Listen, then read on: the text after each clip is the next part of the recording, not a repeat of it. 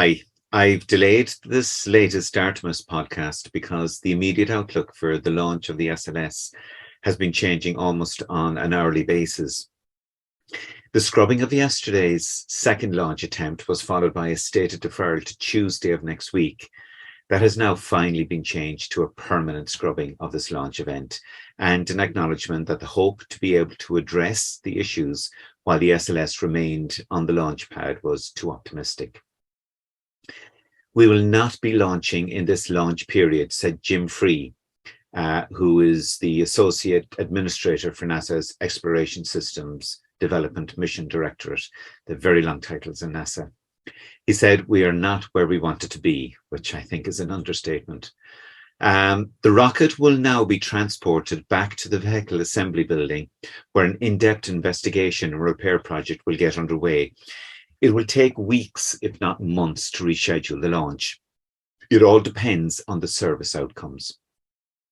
At the NASA press conference, NASA Administrator Bill Nelson pointed out that the shuttle returned to the vehicle assembly building 20 times before it first launched, adding that the cost of 2 scrubs is a lot less than a failure. "We do not launch," he said, "until we think it's right." Continuing, "These teams have labored over that, and that is the conclusion they've come to.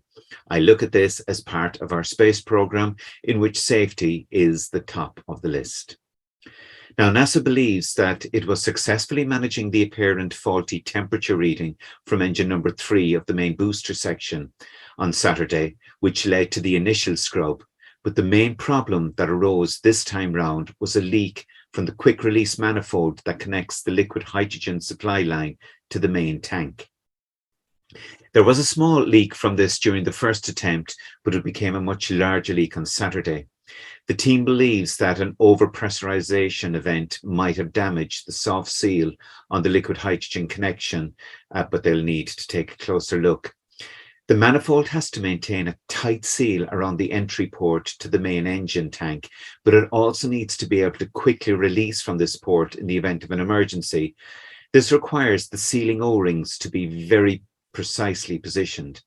Added to this, the fact that the manifold experiences huge changes in temperature before, during, and after the fueling process, it's easy to appreciate the challenge in making this operate efficiently. Still, it is very disappointing that they were not able to manage this.